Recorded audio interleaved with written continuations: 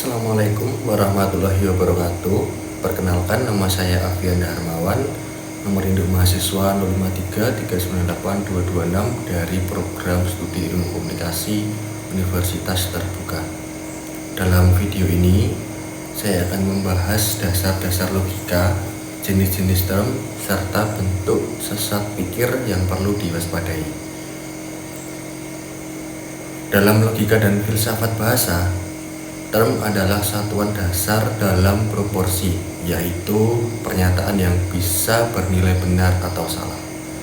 Menurut Suryanto Puspawardoyo, term merupakan bagian penting dari struktur berpikir yang membantu kita membangun penalaran. Ada beberapa jenis term, dan kali ini kita akan membahas 3 di antaranya. Di antaranya adalah sebagai berikut. Pertama, term umum. Ini adalah term yang mengacu pada kelompok objek, bukan individu. Misalnya, manusia, hewan, atau buku. Kata manusia tidak hanya menunjuk satu orang, tetapi seluruh manusia. Kedua, term khusus. Term ini menunjuk pada individu tertentu, seperti Soekarno, Jakarta, atau Budi. Ini bersifat spesifik dan partikular. Ketiga, term konkret dan term abstrak. Term konkret merujuk pada hal-hal yang bisa kita rasakan secara indrawi, seperti meja atau rumah. Sedangkan term abstrak merujuk pada konsep seperti keadilan, kebahagiaan, dan keindahan yang tidak bisa kita lihat secara fisik, tetapi bisa kita pahami melalui pemikiran. Selanjutnya, mari kita bahas tentang sesat pikir atau logical fallacy. Apa itu sesat pikir?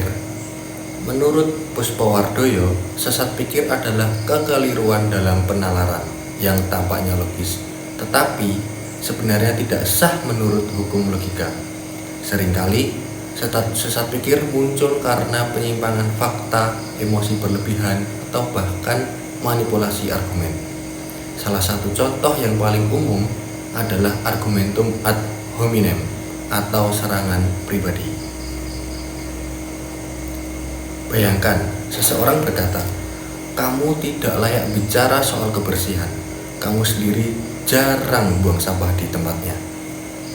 Alih-alih membantah ide tentang kebersihan, lawan bicara justru menyerang pribadi pengucapnya.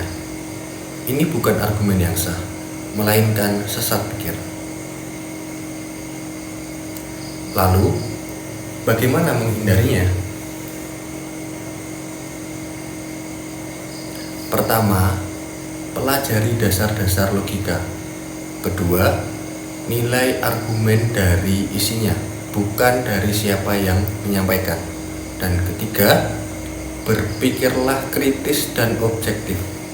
Dan yang tidak kalah penting, biasakan menganalisis argumen secara rasional.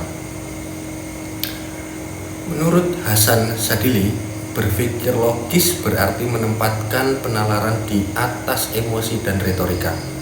Ini adalah keterampilan penting untuk siapa saja, terutama pelajar, mahasiswa, dan komunikator publik.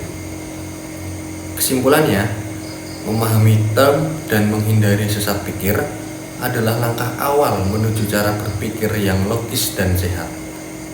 Teruslah belajar, berpikir kritis, dan jangan mudah terjebak oleh argumen yang tampak meyakinkan tapi menyesatkan. Terima kasih, sekian dari saya. Wassalamualaikum warahmatullahi wabarakatuh.